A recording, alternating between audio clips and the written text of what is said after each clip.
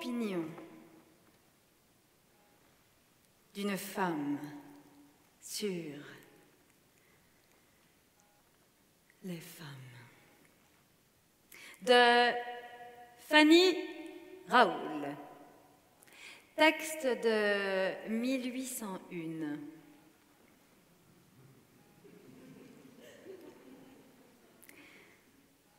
Les préjugés qui supposent en nous ce qui n'y est pas, ou qui dissimulent ce qui est,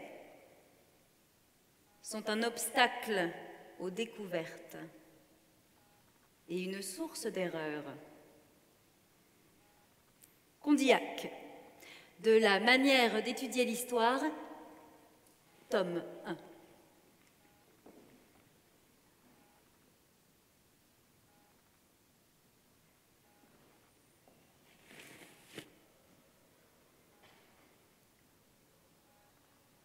Aux femmes,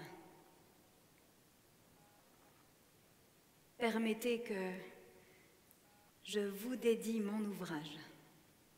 Femmes, pour qui seule j'écris. S'il trouve en vous ces protectrices comme son sujet, qu'ai-je à redouter? Forte de votre approbation, j'oserais tout braver. Puissais-je améliorer votre sort?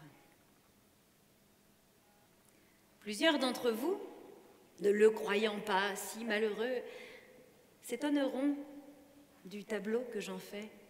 Les couleurs en sont fortes, peut-être, elles empruntent la teinte de mon âme. Mais elles n'y entrent point d'exagération. Hélas, la vérité, la triste et cruelle vérité est là. C'est elle seule qui conduit ma plume, son ascendant irrésistible m'entraîne et je prends votre défense.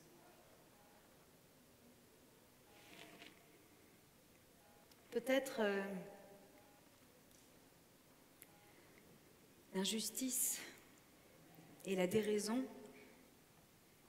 prévaudront-elles encore longtemps? Peut-être l'habitude de penser n'est-elle pas assez commune pour que toutes les idées philosophiques puissent fructifier dans des têtes qu'elle n'a pas encore cultivées. Mais une idée utile est rarement perdue. Elle tombe toujours dans quelque esprit fécond où elle fermente en silence et se développe tôt ou tard.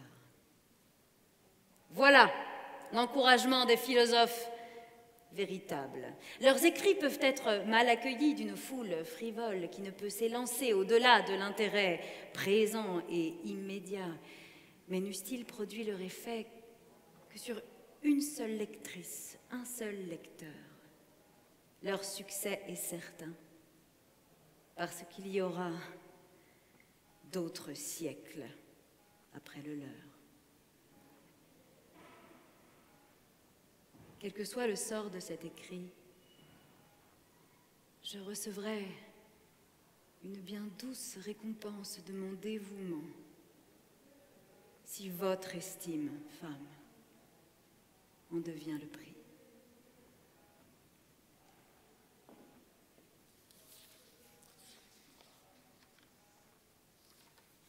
Avertissement. Ce n'est pas comme auteur que je publie mon ouvrage, ce titre respectable auquel les lumières et le talent donnent seuls des droits. Les lumières et le talent est trop au-dessus de moi pour que j'aie la prétention de l'atteindre. Femme sensible et raisonnable, je veux seulement payer à la société la dette que contracte envers elle chacun de ses membres. Et pour acquitter cette dette, j'offre des idées utiles, puisqu'elles sont puisées dans l'amour du bien général et de l'humanité. Ces idées sont le fruit de longues observations, souvent frappées de nos maux domestiques, dont la multiplicité fait le mal public. J'en ai cherché la cause et je l'ai trouvée dans le peu de considération, je dis plus, dans le mépris qu'on a pour les femmes. Mépris qui prend sa source dans l'état d'avilissement et d'oppression où les a conduites une législation barbare copiée sur de barbares usages. L'homme, cet être égoïste et vaniteux qui rapporte tout à lui seul. Au lieu de voir dans la femme sa compagne, son égale, s'obstine à n'y trouver qu'un être uniquement créé pour lui, qu'un hochet agréable qu'il brise, comme un enfant capricieux et mutin lorsqu'il en est là, ou qu'il rejette, quand il y trouve une résistance qu'il n'attendait pas. Et cette résistance, qu'on appelle caractère dans les hommes, est traitée d'opiniâtreté, de désobéissance dans les femmes. Les hommes aiment à trouver en elles de la douceur. J'ai remarqué que ce mot, dans leur bouche, est synonyme de faiblesse. De sorte que, selon eux, une femme douce est celle qui fait exactement toute leur volonté, qui se ravalant assez pour se croire réellement inférieure à eux, n'a ni sentiment ni principe à elle et pense qu'elle doit recevoir indifféremment tout ce qu'on lui veut donner. La preuve que cette remarque est juste, c'est que ce sont toujours les hommes les plus despotes qui vantent les charmes de la douceur dans une femme. À Dieu ne plaise que je veuille déprécier cette qualité, estimable, sans doute. Je blâme seulement l'application qu'on en fait.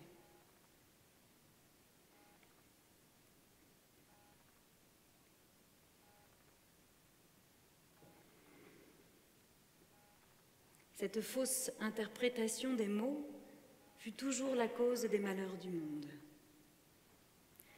Mais ce n'est pas l'histoire de ces erreurs que je veux faire aujourd'hui. Ce vaste champ a été défriché par des mains plus habiles que les miennes. Il en est cependant un recoin auquel nul encore n'a touché. Et c'est là que j'ose porter une main timide et mal assurée.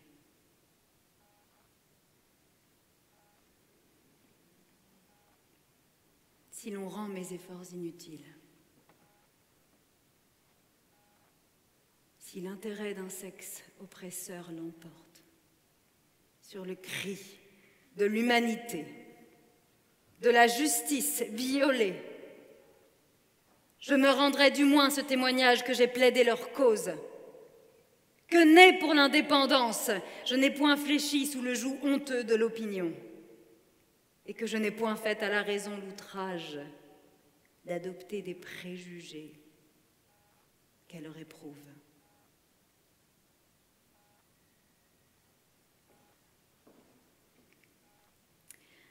Opinion d'une femme sur les femmes. D'antiques préjugés qu'un long usage a convertis en loi ont établi dans le sort des deux sexes une différence telle que l'un semble naître pour opprimer l'autre. Si l'opprimé connaissait ses droits, cet état de choses les rendrait ennemis nés. Et ce ne fut pas le but de la nature, qui les créa l'un pour l'autre tant qu'il leur plairait de s'unir. Mais qui n'entendit sûrement pas que leur union fut pour l'un une source de tourments et d'esclavage, tandis que l'autre jouirait de son indépendance. Elle leur départit les mêmes avantages, l'existence et la liberté. Mère tendre et juste, elle fit un partage égal de ses biens entre ses enfants. Mais l'avidité des uns, ne pouvant se contenter de la portion qu'elle leur avait assignée, ils employèrent la force pour envahir celle des autres.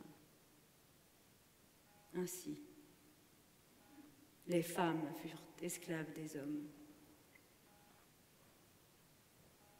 Ainsi, les peuples d'un continent le devinrent d'un autre.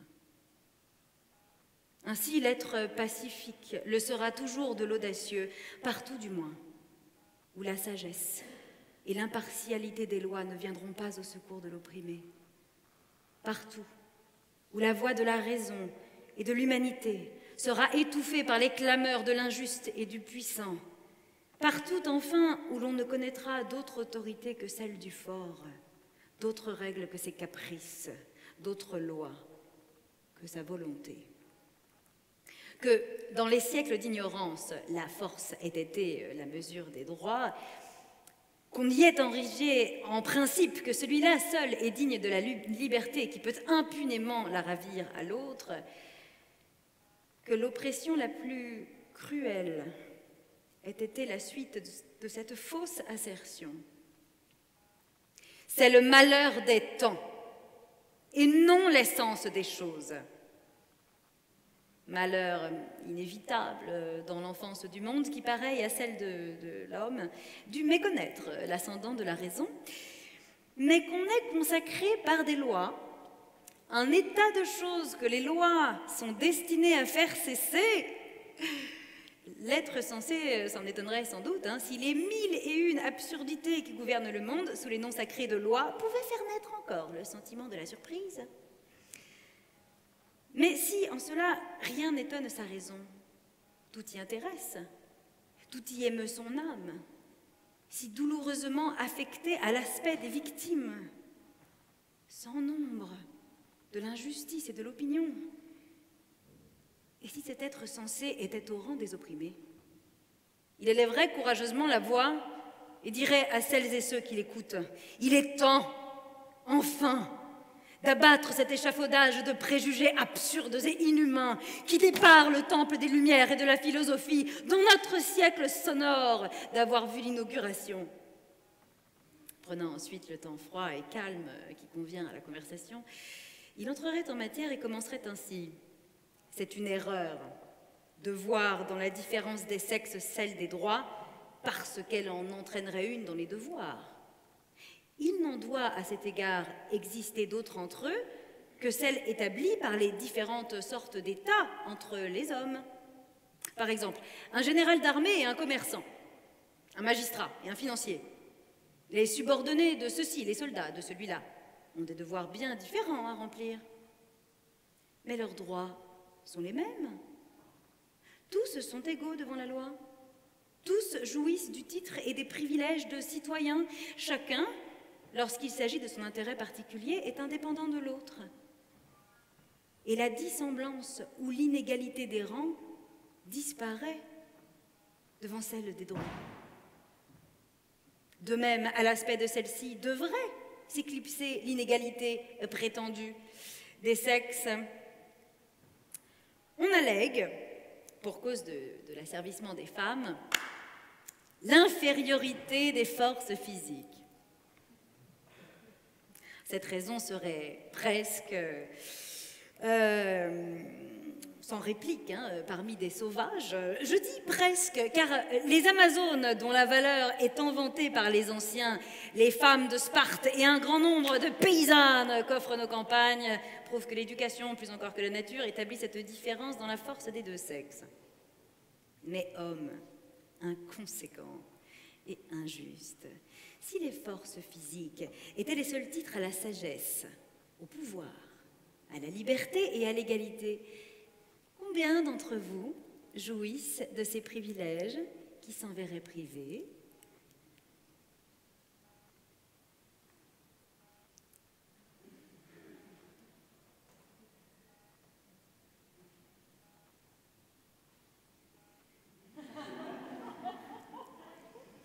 Combien donnent des lois qui en recevraient? Votre Éminence. Combien partageraient l'esclavage de vos femmes? Je dis plus. Si les Français, je nomme les Français parce qu'ils sont le peuple le plus valeureux de l'univers, si les Français étaient forcés de se battre sans armes contre ces peuples qu'une vie errante et agreste rend d'une vigueur extraordinaire, ils seraient sûrement vaincus. S'ensuivrait-il de là que les vainqueurs seraient plus dignes du commandement? Et cette nation-là, philosophe, fière, à juste titre, de ses lumières, s'estimerait-elle moins parce que son vainqueur aurait sur elle l'avantage que tout crocheteur de Londres peut remporter sur le plus brave ou sur le plus éclairé de ses pairs? Certes, je ne le crois pas. À cette comparaison, je joindrai quelques exemples encore. Puisés parmi les hommes, ils prouveront d'autant mieux l'injustice et l'absurdité de juger du moral par le physique. Ésope, à la formation duquel la nature sembla se jouer, pour prouver qu'elle réunit les contraires. Ésope était petit, difforme et conséquemment débile. Montaigne, Pascal, Rousseau l'étaient aussi. Les ouvrages de ces hommes illustres font-ils présager la faiblesse de leur organisation? Nul doute pourtant qu'ils n'eussent perdu leurs droits d'hommes et de citoyens s'il les avait fallu acquérir à la lutte. Et les gladiateurs auraient fait leurs esclaves de ceux qui furent les précepteurs des nations. Il résulte donc de tout ceci que dans les rapports d'un sexe à l'autre, le mérite supplée à l'inégalité des forces physiques et il rétablit l'égalité qu'elle semblerait devoir détruire. Mais à toujours entendre parler d'égalité physique, on nous croirait régis par des lois physiques. Cependant, notre état de société n'est autre chose qu'un monde moral. Et qui le gouverne? Les lois physiques ou morales? Sans contredit, les dernières. On ne doit donc considérer tous les membres de l'état social que comme des êtres moraux. Sous ce rapport, l'identité des femmes et des hommes est certainement prouvée. Pourquoi donc s'opposer à leur identité de situation? Une chose extraordinaire, si l'on ne savait pas jusqu'où peuvent aller l'injustice et l'inconséquence masculine, serait de voir les hommes, toujours en contradiction avec eux-mêmes, établir des règles générales qui cessent de l'être par les nombreuses exceptions qu'on y fait. Des règles auxquelles on déroge lorsqu'il s'agit de certains individus différents de certains autres par la forme ou par la couleur. Cependant, de deux choses l'une. Ou ces individus sont de la même espèce et alors ils doivent avoir les mêmes avantages, ou ils diffèrent tellement entre eux qu'aucune qualité ne leur est commune. Or, cette disparité n'existe pas dans les facultés intellectuelles des deux sexes. Mettons de côté l'infériorité reprochée à l'un, infériorité qui n'est pas réelle et dont j'indiquerai les causes, les maximes qui l'ont établie et accréditée, tout ce fatras de sottises et de préjugés dignes des temps qui les ont produits.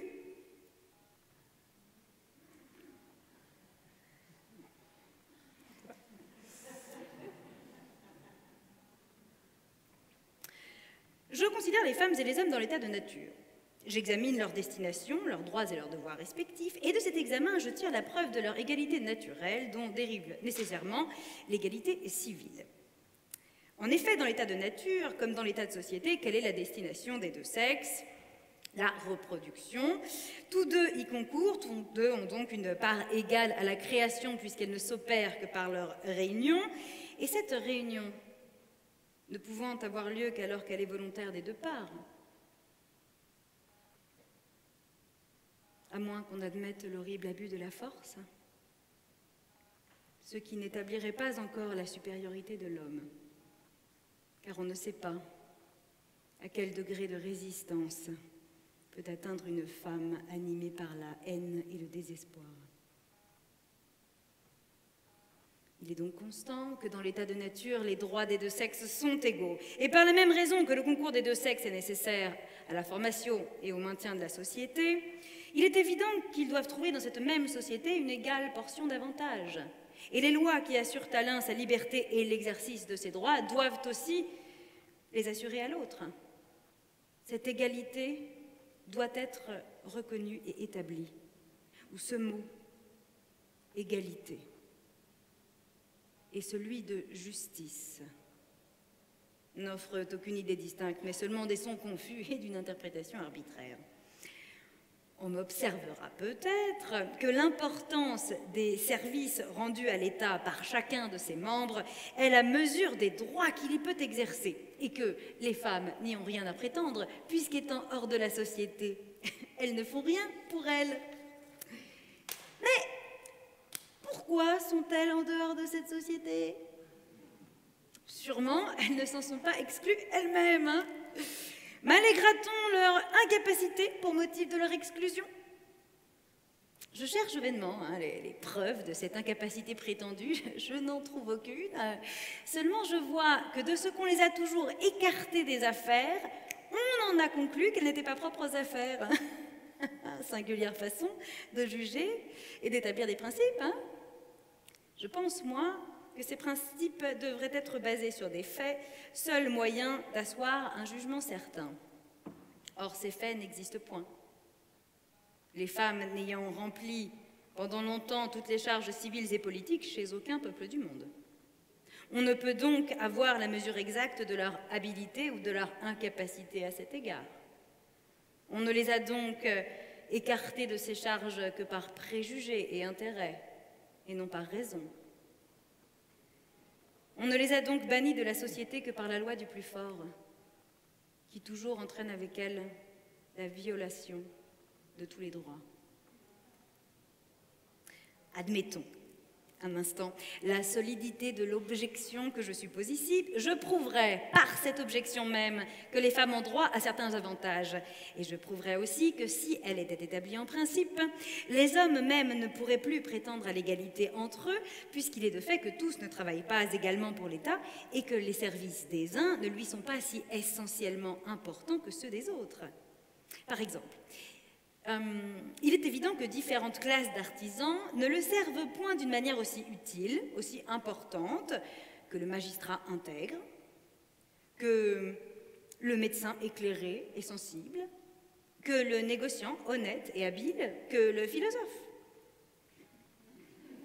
Vrai philosophe. Pardon, excusez-moi. Problème de... Il est évident encore que dans certains cas, les services du guerrier l'emportent sur tous. Si donc il leur disait « Comme vous me devez la conservation de vos propriétés, de vos personnes, de vos femmes et de vos enfants, pour qui j'expose, je sacrifie le bien le plus précieux, si la liberté n'existait pas, la vie. Aucun de vous n'aura la même latitude de pouvoir, la même portion de liberté dont je jouirai. Aucun de vous ne sera mon égal, parce que les avantages que je retire de la société doivent être proportionnés à ce que je fais pour elle, et c'est tout faire que d'empêcher et de prévenir sa destruction. » Les autres hommes se rendraient-ils à ce langage? J'ai dit que par l'objection supposée, je prouverais que les femmes peuvent prétendre à certains avantages dans l'État, et je le prouve. En effet, si c'est par cela seul qu'on travaille pour lui, qu'on a lieu aussi d'en attendre quelque chose, je demande si les femmes n'ont pas droit à ce retour. Et si ce n'est rien faire pour l'État que de lui donner ses défenseurs, si ce n'est rien faire pour l'État que de former ses citoyens, si ce n'est rien faire pour l'État que d'être les créatrices de cet État même. Et si un service acquiert de l'importance en raison directe du danger auquel il expose celle ou celui qui le rend, n'est-il pas juste que les femmes aient un dédommagement proportionné au risque qu'elles courent? Quel homme paye de sa santé, de sa vie même, l'avantage de se reproduire? Et combien de femmes sont victimes de cette reproduction?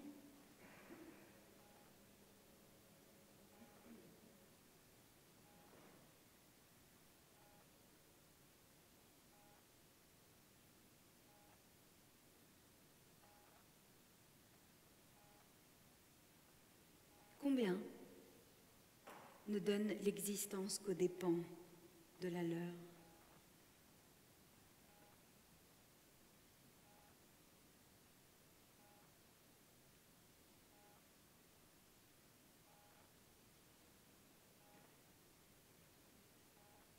Et pour prix du sacrifice qu'elles en font à l'État, elles sont bannies, chassées de l'État. Ils n'existeraient pas sans elles et elles n'y ont pas même une place au dernier rang. Elles y ont des fils, des époux, des concitoyens, mais elles ne sont ni mères, ni épouses, ni citoyennes. Étrangères dans leur famille et au sein de leur patrie, esclaves dans celle-là.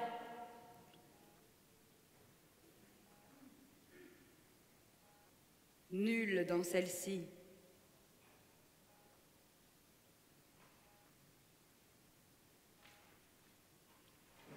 elles n'ont que le triste avantage. Ma plume se refuse à cette expression de leur avilissement.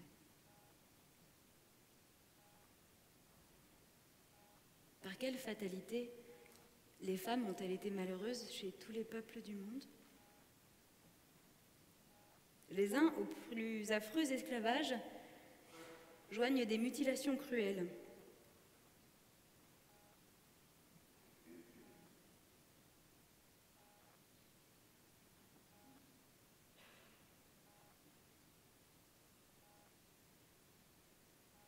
Les autres en exigent des travaux si rudes qu'elles succombent sous leur poids. Ici, espèces dégradées, on les vend à vil prix, comme les animaux les moins estimés.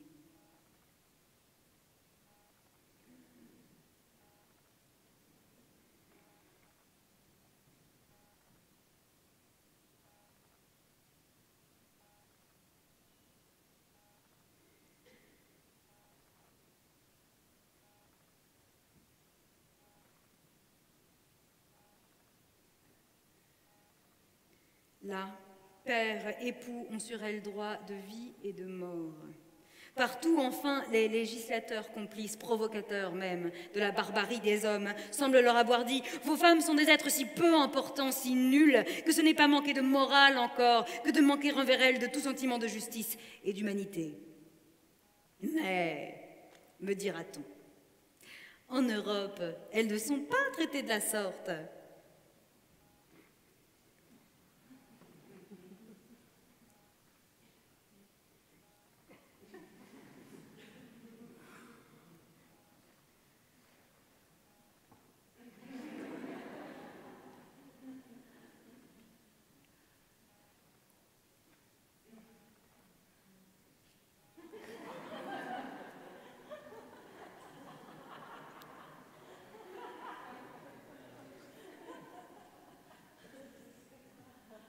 Ah oui, d'accord, je viens de comprendre. Voilà. J'ai pas la télécommande. Donc, de quoi vous plaignez-vous donc? C'est vrai. Il est vrai qu'on ne les y renferme point, qu'on ne leur y écrase point les pieds, que leurs pères ne peuvent les vendre et que leurs maris n'y ont pas tout à fait droit de vie et de mort sur elles. Je dis tout à fait. Peu s'en faut qu'il ne l'ait, puisque les lois ne sévissent pas contre ceux qui maltraitent leurs femmes.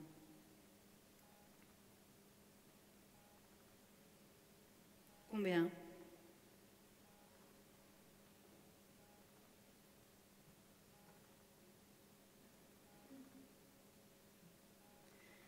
Combien de ces malheureuses ont été et sont encore victimes de la barbarie d'un époux? Combien?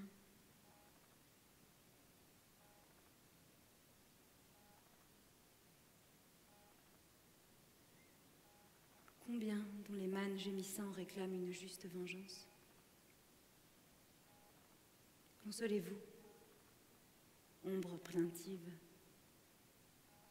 Si les lois n'ont pu atteindre vos bourreaux, ou plutôt, s'il n'en est pas qui les punissent, l'opinion, plus juste qu'elle, les a du moins châtiés et flétris. Et il en est peut-être qui, en écoutant ce passage, rougissent de s'y reconnaître et pâlissent de désespoir. Que cette honte soit leur supplice.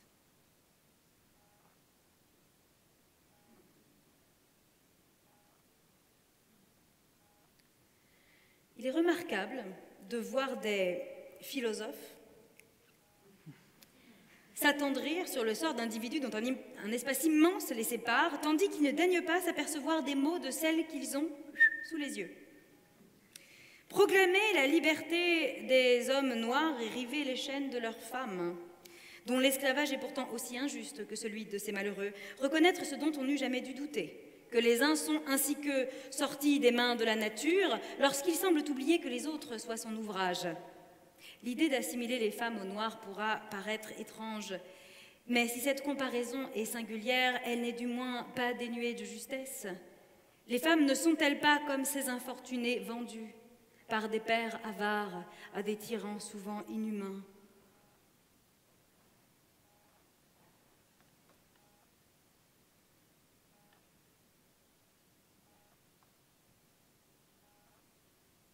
Comme eux, de se voient-elles point, malgré leurs inclinations, arrachées à leur famille, à leur patrie, pour aller végéter sur un sol étranger? Comme eux, elles n'ont souvent que la fuite ou la mort pour se soustraire à l'horreur de leur situation. La guerre est tout récemment encore. Un mari pouvait renfermer sa femme, la séquestrer, pour jamais, de toute société, sans que la malheureuse victime d'un despotisme horrible pût implorer une loi protectrice de ses droits et vengeresse de leur violation. Et il existe des lois et une justice humaine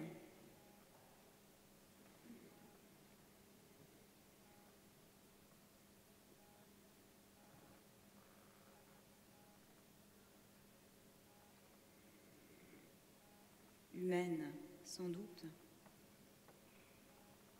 On cite aujourd'hui le divorce comme favorable aux femmes. À cela, je réponds qu'il ne fut pas établi pour leur bonheur et que si l'intérêt des hommes ne l'avait pas sollicité, il n'existerait pas. Rien n'est peut-être plus nuisible à la société que la différence établie dans la condition des femmes et des hommes. Rendre l'un des sexes un objet de mépris pour l'autre, c'est détruire le bonheur de tous les deux. Car si l'opprimé perd sa considération, l'oppresseur perd aussi les avantages et les charmes d'une confiance qui ne peut naître que de l'égalité, et le prix le plus flatteur du mérite, l'estime d'une âme libre. Ne résulta-t-il de cet état de choses d'autres inconvénients que l'impossibilité du perfectionnement de l'opprimé? Ce serait un très grand mal encore.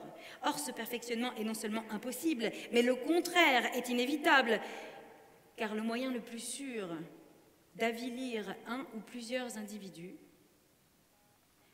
c'est de leur dire qu'ils doivent être avilis,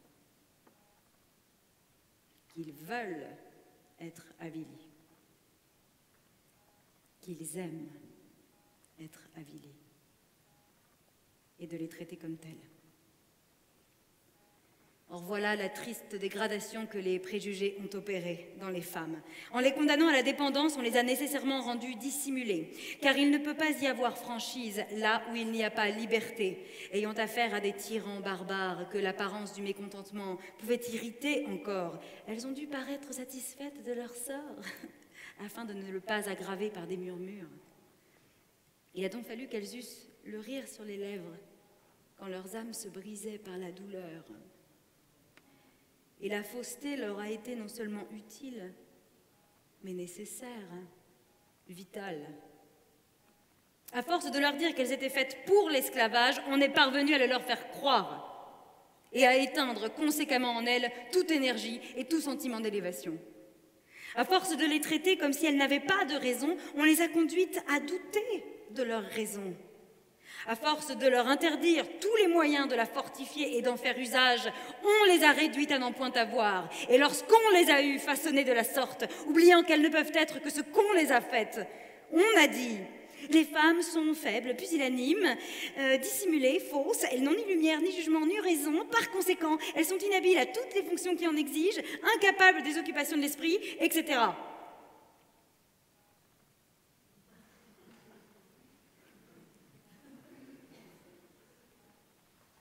Ces imputations et la conclusion qui en est la suite sont-elles justes? J'aimerais autant qu'on reprochât aux Chinoises auxquelles on a mutilé les pieds de n'être point propres à la course, ou à des Africains auxquels on a aplati la tête de ne la voir pas dans la forme ordinaire, comme s'il dépendait des unes et des autres d'être autrement, comme si l'on ignorait l'influence de l'éducation, comme si l'on ne savait pas que les préjugés peuvent altérer, défigurer la nature au point de la rendre méconnaissable à ses propres yeux. Et bon Dieu, les hommes eux-mêmes n'en sont-ils pas la preuve? Qu'ont-ils été? Que sont-ils encore? Et si, dans les peuples policés où les lumières sont le plus répandues, on trouve encore tant de sots et d'ignorants, malgré le soin qu'on prend de l'éducation des hommes. Comment s'étonner de ne trouver dans les femmes, pour lesquelles on ne fait rien, qu'un très petit nombre de celles que les dispensateurs de l'opinion disent être de très petites exceptions à la règle générale établie de leur faiblesse et de leur incapacité dans tous les genres. Mais il y a souvent loin de l'idée qu'on a d'une chose à ce qu'est cette chose en effet, et je crois les femmes dans ce cas, elles n'ont été jugées que par la sottise, la tyrannie, la prévention et l'intérêt masculin. Pour rappel.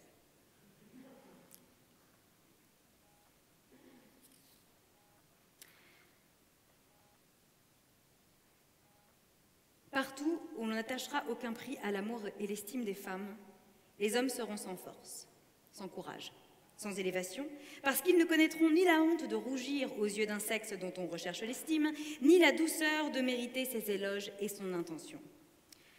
Ils seront sans délicatesse, sans humanité même. En un mot, abandonnés à eux-mêmes, ils ne seront rien. Ou seront fort peu de choses. Pour valoir beaucoup, ils doivent donc respecter les femmes, mais osons le dire, il faut que les femmes commandent ce respect. Des observations exactes et souvent réitérées m'ont prouvé que les hommes, en général, n'aiment pas les femmes d'esprit. Et ceci probablement par la même raison que les prêtres et les tyrans haïssent les philosophes. Aussi parce qu'ils ont en elles des rivales et des juges éclairés, ce qui déplaît toujours aux despotes. Un instinct secret avertit les uns et les autres que le règne des préjugés cesse quand celui de la raison s'établit. Et c'est à celui-là que les femmes ont dû leur avilissement. On pourra quelque temps encore reculer pour elles celui-ci, mais il arrivera par la force même des choses. Et dans un demi-siècle au plus tard, elles auront recouvré leurs droits, où l'Europe sera tombée dans la barbarie.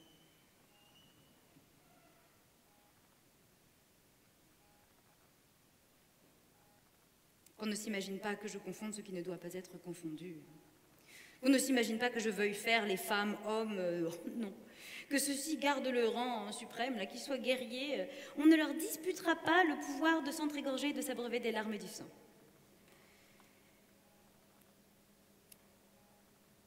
Rien ne prouve l'absurdité de m'accuser que je veuille rendre les hommes dépendants des femmes. Cela n'entra jamais dans ma pensée. Mais par la même raison que je ne veux pas que les femmes dominent, je ne veux pas non plus qu'elles soient dominées. Pour la même raison que je ne veux pas qu'elles asservissent, je ne veux pas non plus qu'elles soient asservies. En un mot, liberté et égalité civile. Voilà ce que je réclame pour elles. Si au lieu de donner le prix à la plus jolie ou à la plus élégante, on ne l'accordait qu'à la plus courageuse, à la plus instruite, ou à celle qui possède un talent quelconque, on verra bientôt une simplicité noble remplacer ce faste dispendieux et les magasins de mode où va s'engloutir la fortune des familles se changer en bibliothèque et en atelier. Il importe donc de changer le sort des femmes et de les sortir du néant où l'opinion les replonge.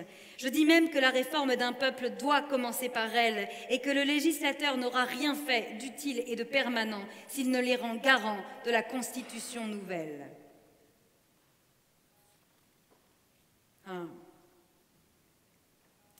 Si la nature avait voulu ne faire des femmes comme on les a réduites, que des machins prolifiques,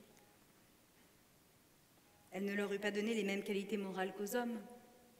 Il leur eût suffi des qualités physiques, et plutôt ciel qu'elle les y eût bornées. Elle n'aurait pas tant à souffrir.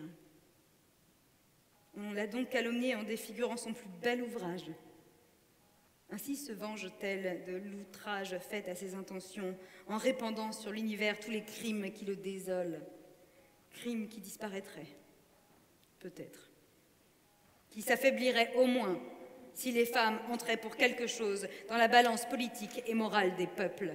Comment attendre d'eux humanité et justice quand leurs associations en ont l'anéantissement pour base ?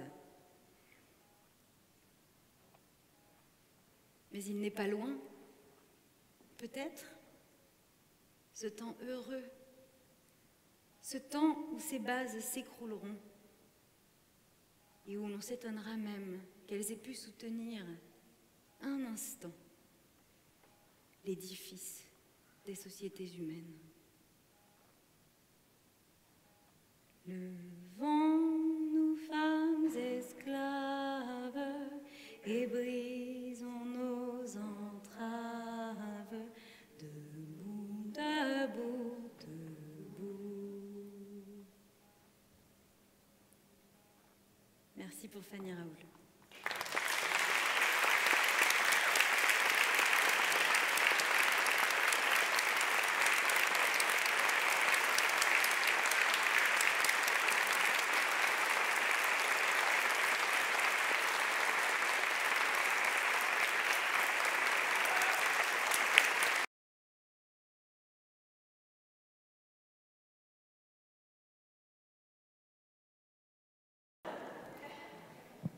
Merci Tiffany. Non, là on m'entend ou pas? Oui, si tu mets bien devant, c'est bon. Avec la lumière en plein dans les yeux. Bon, merci donc Tiffany de nous avoir donné à entendre ce magnifique texte de Fanny Raoul, de t'être adressée au cardinal en attendant le retour de Geneviève.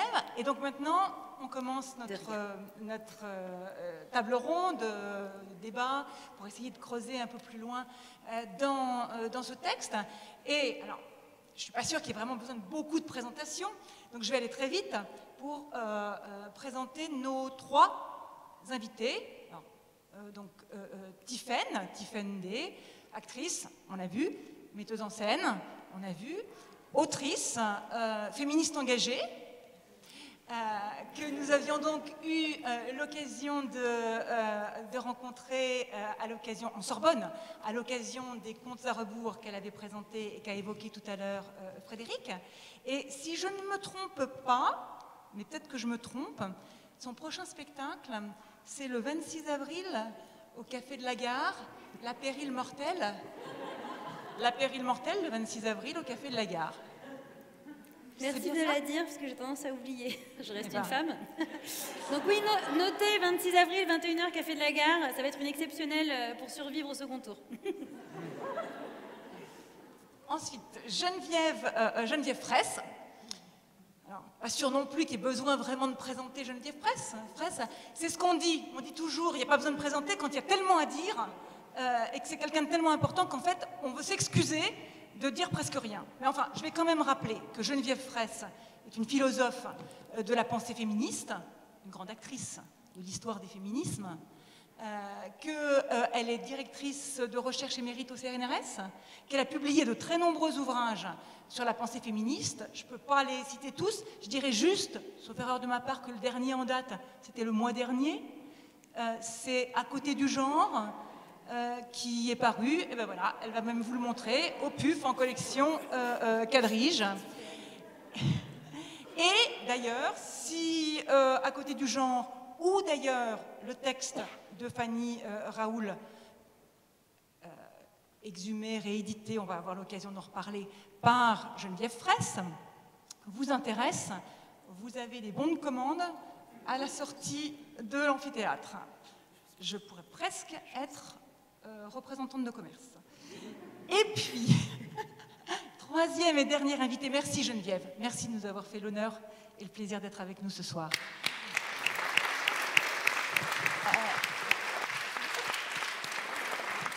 Et puis, troisième et dernière invitée. Je vais en parler. C'est toi qui l'as exhumé. Et d'avoir contribué à l'inscrire dans l'histoire de la pensée féministe. Troisième invitée, Stéphanie Genant, professeure de littérature française du XVIIIe siècle à l'Université de Bourgogne, grande spécialiste de la littérature et de l'histoire des idées du XVIIIe siècle, et en particulier d'une contemporaine de Fanny Raoul, une autre grande féministe, Germaine de Staël. Germaine de Staël à qui Stéphanie a consacré de nombreux travaux, dont, alors je ne sais pas si c'est le dernier, mais en particulier un ouvrage, une monographie importante, hein, La Chambre Noire, Germaine de Staël ou La pensée du négatif. Voilà, donc merci à toutes les trois d'être là. Et maintenant, comment va se dérouler notre table ronde? Frédéric. Alors, quelques mots sur le fonctionnement de cette table ronde qui n'est donc pas conçue pour être un débat entre nos invités. Il s'agit juste d'un croisement de perspectives. Anne et moi allons poser des questions à chacun des invités. Il y aura 4 grands temps. Si nous n'avons pas le temps d'aller au bout du 4e, ce n'est pas si grave, parce qu'on aimerait beaucoup avoir un débat là avec la salle, une discussion avec la salle, et on fera en sorte d'avoir le temps de cette discussion. Donc le principe, c'est pas de débat, un croisement de perspectives et une consigne qui a été donnée à nos invités de répondre à chacune de nos questions en 5 minutes. Alors évidemment, c'est une gageure impossible à tenir la plupart du temps, mais on essaye dans la mesure du possible de tenir ça, ce qui nous permettra d'aller au bout de toutes les questions qu'on voudrait leur poser. Donc Anne faisait allusion à la table sur laquelle se trouvent des bons de commande pour le livre de Geneviève. Il y a également d'autres flyers, d'autres prospectus concernant l'initiative genre et Philomèle, et je voudrais en profiter pour remercier l'équipe d'étudiants, de doctorants, de post-doctorants qui ne cessent de nous aider à organiser la vie de Philomèle et de l'initiative genre. Je crois que ce soir il y a Marie et Maxime, je ne les vois pas, mais ils sont par là. Voilà, merci beaucoup à vous, à ce qu'on appelle notre petite équipe, mais qui est vraiment une cheville ouvrière fondamentale. À toi, Anne, et on commence. Premier temps de notre table ronde, on l'a intitulé « Comme un météore ». Alors, comme un météore, c'est une expression que nous empruntons à la préface que Geneviève Fraisse a écrite à la réédition de l'ouvrage. Et ce « comme un météore » désigne la façon dont elle a reçu le texte de Fanny Raoul. Donc, Fanny Raoul, cette écrivaine, philosophe, penseuse de la fin du XVIIIe siècle. Elle est née en 1771, elle est morte en 1833. Et c'est une figure qui mériterait d'être au panthéon des grandes inconnues du féminisme. Au panthéon des grandes inconnues de l'histoire du féminisme. Pourtant, ce texte, Opinion d'une femme sur les femmes, fait d'elle véritablement l'une des pionnières de la pensée, de la pensée féministe. Il a fallu donc que ce texte arrive, comme un météore, dit-elle à Geneviève Fraisse, pour qu'il soit réédité une première fois en 1989, une seconde en 2011. Et c'est l'origine de ces projets, le mystère qui entoure ces projets, celui de la réédition, celui du texte de Fanny Raoul, celui du spectacle de Tiffaine Day qu'on voudrait aborder dans un premier temps. Donc Geneviève, pour commencer, comment est-ce que ce texte vous est arrivé, pourquoi est-ce que vous avez pensé qu'il vous arrivait comme un météore, qu'il vous était destiné ? D'abord parce qu'elle le dit elle-même, elle dit un jour peut-être une idée, et donc on se sent tout de suite concerné quand on lit un texte 2 siècles après, quoi. Enfin un peu moins de 2 siècles, puisque je l'ai découvert au début des années 80. Grâce à quoi? Grâce à un recueil qui a un peu été oublié, une anthologie qui s'appelle Le grief des femmes, qui a été publiée en 1978 par Maïté Albitstur et Daniel Armogat. Et c'est là-dedans que j'ai trouvé effectivement la première fois un extrait de ce texte, d'où ma découverte, donc c'est la fin des années 70. Et ce texte, si j'appelle ça comme un météore, c'est parce qu'il n'a pas d'interlocuteur. Il n'a pas de vis-à-vis. Par exemple, dans les textes que j'ai réédités là et qui m'ont servi pour mon livre Muse de la raison, il y a du dialogue, on se dispute, on répond à Sylvain Maréchal, que ce soit Madame Clément Emery ou d'autres, Constance de Salm qui répond à un poète qui l'agace, etc. Elle répond à personne. Et c'est ça aussi le météore, c'est-à-dire un texte qui ne se donne pas d'interlocuteur. Parce que Olympe de Gouges, elle a un interlocuteur au moins théorique, qui est la Déclaration des droits de l'homme. Là, il n'y a pas d'interlocuteur, et en plus, elle dit un jour peut-être, Tiffaine l'a dit d'ailleurs, cette idée utile trouvera son chemin. Et ça, c'est la première chose. Et la deuxième chose, c'est quand un texte vous est adressé comme ça m'a fait penser qu'au même moment, il y avait en 1889 une féministe qui s'appelle Louise Copp, qui a envoyé aussi un message aux femmes de la génération suivante, enfin de la génération suivante, du siècle suivant, en disant « On est en train de célébrer le centenaire de la Révolution française et je dédie cela aux filles qui fêteront le bicentenaire de la Révolution française. » Et j'étais en train et je suis là-dedans, je suis au milieu de ce bicentenaire quand j'écris Muse de la raison, quand je me sers du texte de Fanny Raoul. Donc l'idée, c'est des lignées comme ça, les femmes s'adressent à vous du lointain, dans une provenance qu'on est en train de rechercher, et elles s'adressent à vous, ces femmes-là. Et ça, c'est ce qui constitue ce que j'appelle une lignée. C'est comme ça qu'on fabrique des lignées. Et Louise Copp, bon, c'est une... Elle a d'ailleurs une maison, enfin, dans l'avenue René Coty, on voit qu'il y a une fondation Louise Copp. Voilà, c'est une activiste de la fin du 19e, et elle se dit, je ne peux pas fêter le centenaire de la Révolution sans penser au centenaire suivant. C'est ça le météore aussi. Merci. Merci beaucoup.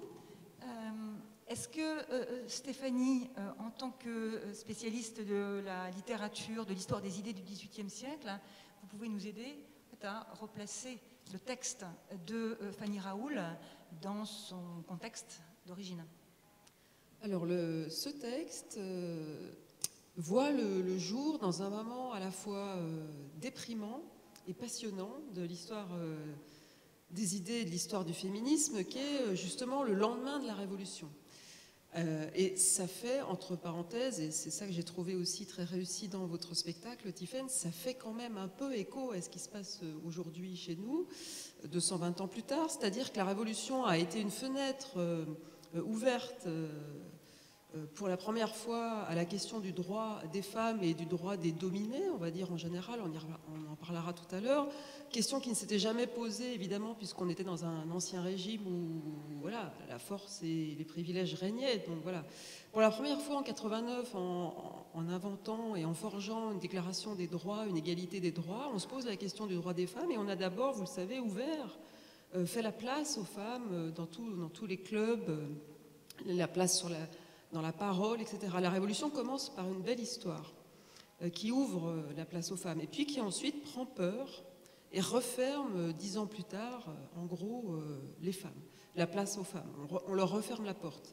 Donc il y a un temps d'effervescence joyeuse et puis il y a un temps de peur très inquiétante qui amène ce moment 1801 où en fait les femmes à qui on a donné des droits et à qui on a pu donner la parole aussi ne comprennent pas qu'on la leur retire, où la société est partagée elle aussi entre des adversaires du féminisme, qui ne s'appelle pas encore comme ça, mais des adversaires des femmes publiques et au contraire des partisans. Donc c'est un moment qui est déprimant, désespérant, parce que c'est un moment de réaction. C'est un moment où il va y avoir une misogynie très forte, bien plus forte qu'elle n'a jamais été, puisque justement, cette misogynie, elle prend appui, c'est une force physique, elle prend appui, elle est une réaction contre l'action qu'il y a eu, contre la liberté. Donc, hop, il va y avoir toute une série de textes complètement révoltants, mais qui sont intéressants, je trouve.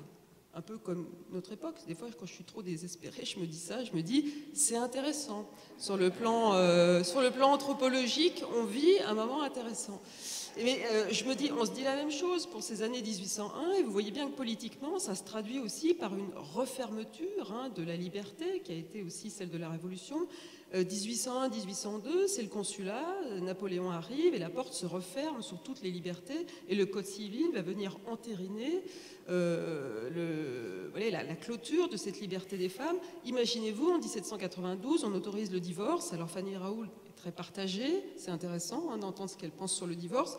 La plupart des autres femmes, Stahl en particulier, trouvent que c'est quand même un acquis incroyable, alors qu'on n'a pas choisi son mari, c'est ça l'idée, de pouvoir enfin le quitter. Tout le monde raconte que lorsque la loi sur le divorce est promulguée, donc en septembre 1792, pour la première fois dans notre histoire, toutes les femmes font la queue, et pas les hommes. C'est d'abord les femmes qui se précipitent en se disant je ne l'ai pas choisi, je ne l'aime pas. Donc voilà.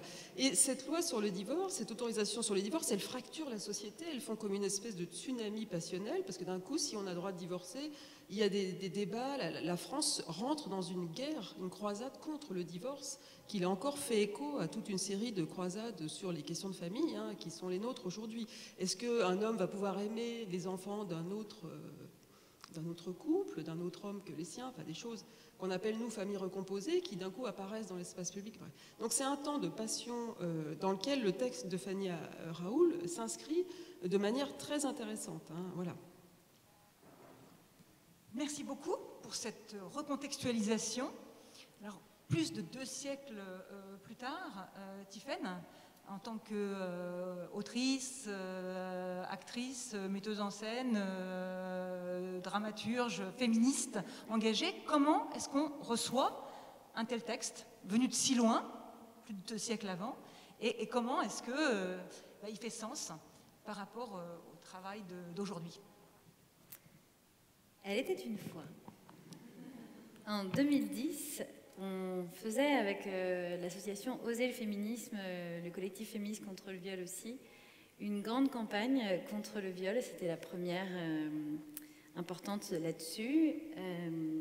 Et dans cette campagne, où on découvrait des choses qu'on sait maintenant davantage aujourd'hui, que en fait la plupart du temps le violeur connaît la victime, etc., ce genre de choses, on avait décidé de faire des clips de campagne, et pour ces clips d'interroger des féministes majeures de la mouvemente, et évidemment on s'est retrouvés à filmer Geneviève. Alors comment est-ce qu'on reçoit le livre? Vas-y, est-ce que tu peux me le donner? Voilà, ça. Voilà, c'est ça. Ça s'est passé comme ça.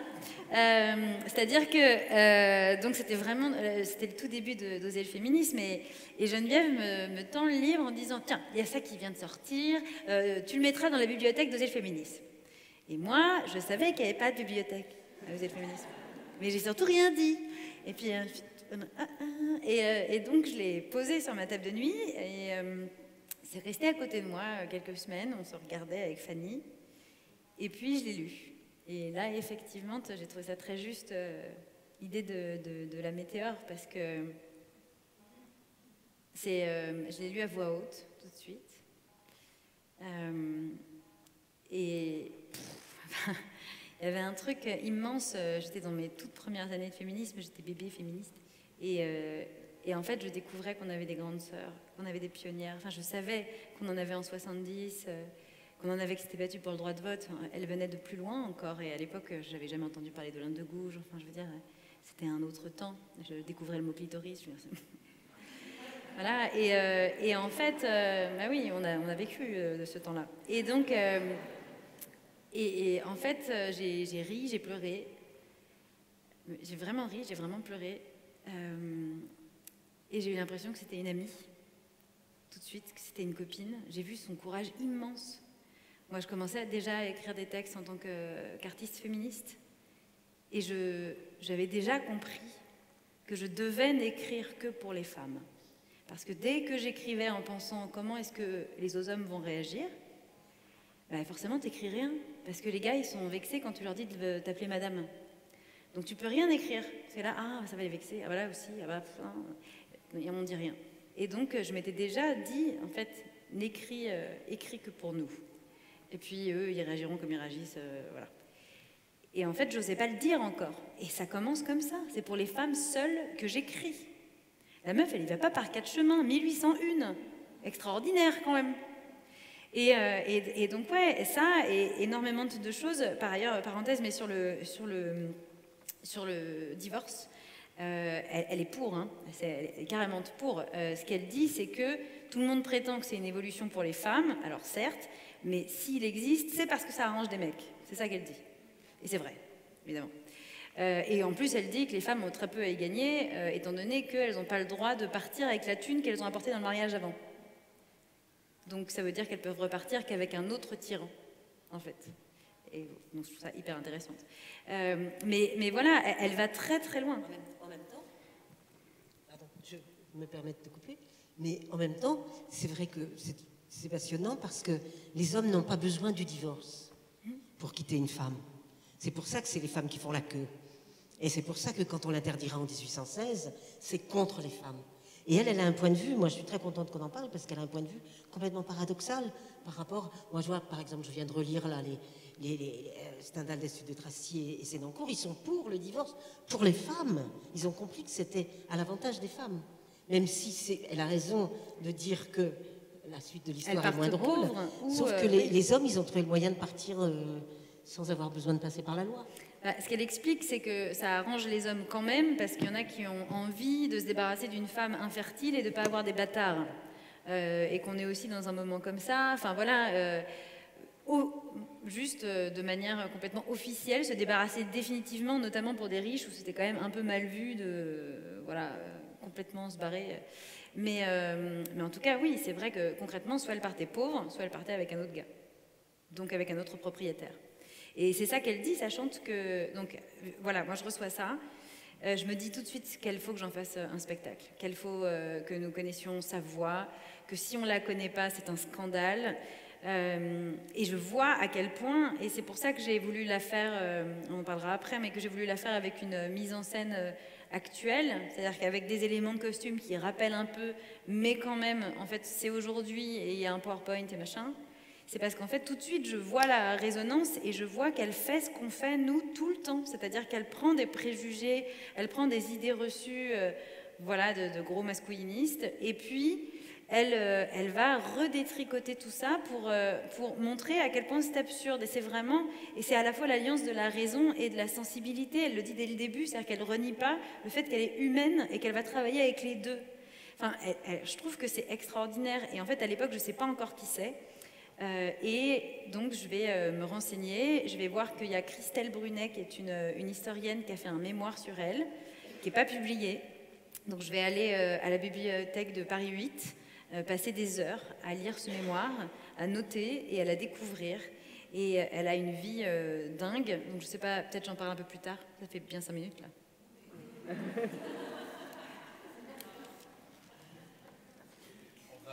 On va ouvrir donc le deuxième mouvement de cet échange, et on va justement essayer de se focaliser sur les singularités, ce qu'on appelle, nous, avec Anne, les singularités de Fanny Raoul. On vient de parler de la façon dont on la recevait aujourd'hui et à quel point elle avait une actualité, et on l'a vu dans la mise en voix, dans la mise en présence de Tiphaine. Ce qui nous intéresserait aussi quand même, c'est de savoir comment elle a été reçue à l'époque où le texte est publié, donc sur le plan philosophique, sur le plan littéraire, et Tiphaine nous parlera aussi des conséquences que cela peut avoir sur sa propre dramaturgie, etc. Donc Geneviève, je me tourne vers toi pour te demander si tu peux nous aider à dégager la singularité philosophique de Fanny Raoul dans le climat de l'époque. Je pense que tu as un micro juste devant toi. Ça a été lu aussi, le passage a été lu, c'est le tout début du livre. Elle dit, ce n'est pas comme auteur que j'écris. Ah, alors qu'on est en train de se battre pour être une femme auteur à l'époque, je parle sous l'autorité de ma voisine, elle dit, en gros, je suis membre du corps social. Donc ça, c'est fantastique, c'est-à-dire on est dans la pensée du contrat social, pas depuis très longtemps. Et elle dit, c'est pas comme auteur que j'écris ce texte, c'est comme membre du corps social. Donc ça, c'est la chose la plus importante, à mon avis. Elle dira après, elle fera un texte qu'elle signera une Française. Elle dira, non, là, je dis pas que je suis citoyenne. À un autre moment, elle va pouvoir dire qu'elle est citoyenne. C'est-à-dire que c'est quelqu'un qui réfléchit sur les différentes places qu'elle peut occuper. Et ça fait écho pour moi au travail que j'ai fait sur Olympe de Gouges, où elle a aussi plusieurs, elle est entre appartenir à une nation, être citoyenne, enfin voilà, c'est un moment où on se définit par rapport à la place qu'on peut avoir, alors non pas du côté de la femme esclave et de la femme vendue et de tout ce qu'elle peut critiquer avec, d'ailleurs c'est pas de la plainte, hein, ce qu'elle fait, c'est de la plaidoirie, elle le dit elle-même, c'est le mot qu'elle emploie, mais donc cette idée comme ça, de dire, comme membre du corps social, j'ai quelque chose à vous dire. Et ce membre du corps social, il y a deux mots qu'elle emploie quand même beaucoup, on l'a entendu tout à l'heure, c'est le mot préjugé. Et moi, c'est un mot que j'adore, d'abord depuis Poulain de la Barre, depuis le XVIIe siècle. Enfin, comment on doit défaire les préjugés. Défaire les préjugés, ça nous aiderait beaucoup par rapport à cette chose que je critique par ailleurs, qui est la lutte contre les stéréotypes. C'est-à-dire préjugé est un mot beaucoup plus fort que stéréotype. C'est-à-dire ce qui est jugé avant, ce qui est un jugement avant même qu'on ait réfléchi. Donc ça, c'est extrêmement important. Et le deuxième mot, c'est le mot égalité. Et elle fait partie, alors philosophiquement parlant, de ce que j'appelle, moi, les logiciens de l'égalité. C'est une logicienne de l'égalité, comme Poulain de la Barre. C'est-à-dire comment démontrer l'égalité, point par point. Et là, elle est assez forte aussi, je trouve. On en aura d'autres. Bon, par exemple, Hubertine Auclair, quand elle dit « Ah ben non, je ne vais pas payer mes impôts puisque je ne suis pas citoyenne, pourquoi je paierai mes impôts ?» Vous voyez, c'est-à-dire qu'on fait état d'une logique. Et si la logique ne marche pas, ça démontre qu'il y a quelque chose qui cloche. Et donc elle, c'est une logicienne de l'égalité. Donc je suis membre, ma double réponse serait celle-là, membre d'un corps social, en tant que tel, donc membre du contrat social, en tant que tel, j'ai des choses à dire. Et je pense que nous en sommes là, puisque cette semaine d'ailleurs ressemblerait à ce questionnement-là. Et la deuxième chose, ça porte sur le mot égalité, c'est-à-dire sur la question de la démocratie. Elle pense la démocratie.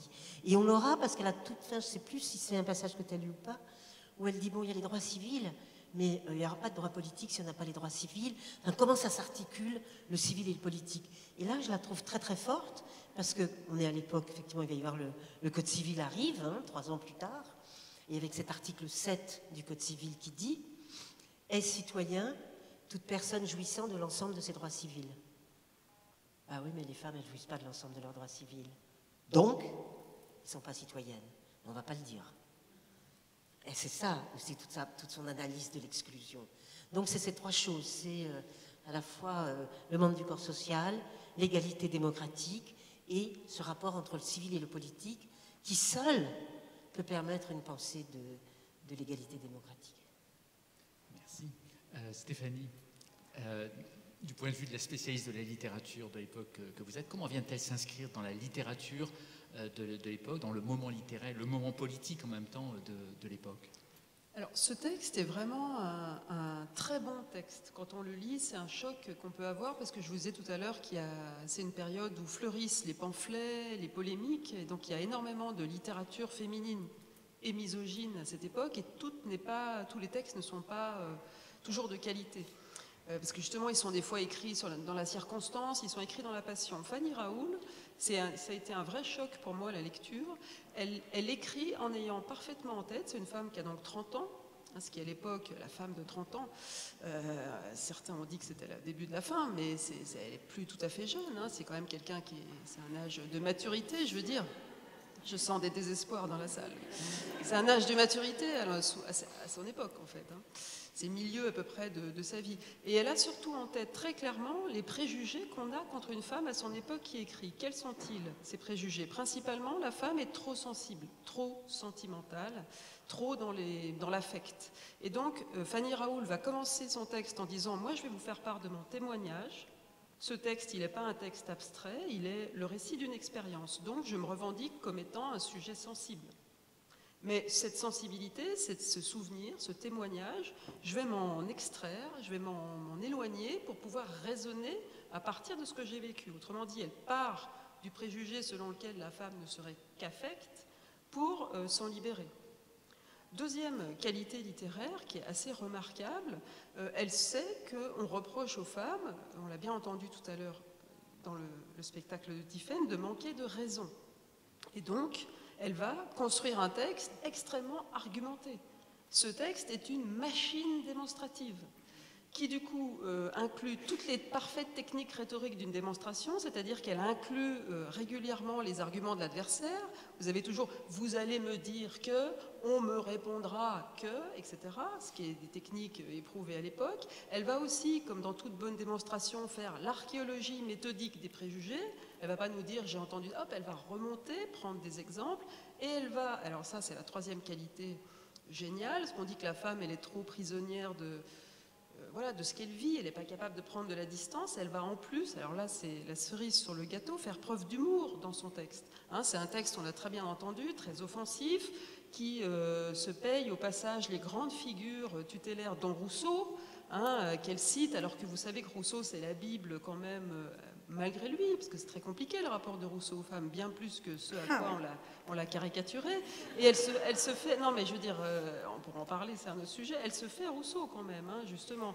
Et très souvent, elle donne aussi la parole aux préjugés, hein, pour la tourner en ridicule, comme si son texte était une arène, hein, dans laquelle la parole bête, le préjugé viendrait perdre, hein, sous nos yeux. Donc ça, c'est très très habile. C'est vraiment un texte remarquable, hein, je trouve, qui est tout à fait au-dessus de tout ce qui s'écrit à l'époque. Et par ailleurs, c'est un texte, en plus, oui, on l'a bien entendu, Tiphaine, un texte utile.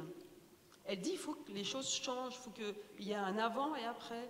C'est pas un texte de plainte, c'est pas un témoignage gratuit, c'est un texte qui a vraiment pour ambition d'être en action directe avec l'espace public. Ça encore, c'est tout à fait nouveau, hein, qu'une femme veuille... Enfin, nouveau, il y a eu des précédents à son époque, mais pas tant que ça. Et sur l'échelle féministe, c'est assez rare aussi. On en reparlera. Est-ce qu'on ne peut pas ajouter, mais je sais qu'on est d'accord là-dessus, le fait qu'elle est d'une famille de juristes. Et ça c'est la démonstration, tout est là. Oui, on en parlait tout à l'heure. Son père est l'équivalent d'un procureur en Bretagne, son frère est avocat à Paris. Donc à table, on a parlé un langage sans doute qu'elle a absorbé. C'est ça que je trouve très beau, c'est que cette fille, au milieu de ces hommes juristes, a attrapé, donc elle peut faire une plaidoirie, démontrer, argumenter, enfin tout ce que vous venez d'expliquer vient aussi de ce qu'elle a absorbé un langage de juriste qui fait l'exceptionnalité de ce texte. Voilà, c'était juste... Tiphaine, alors pour illustrer ce que disait... oui, ben non, mais pose la question. Non, mais elle est posée, ma question, voilà. Comment on se débrouille avec ça? Oui, non, mais bonne question.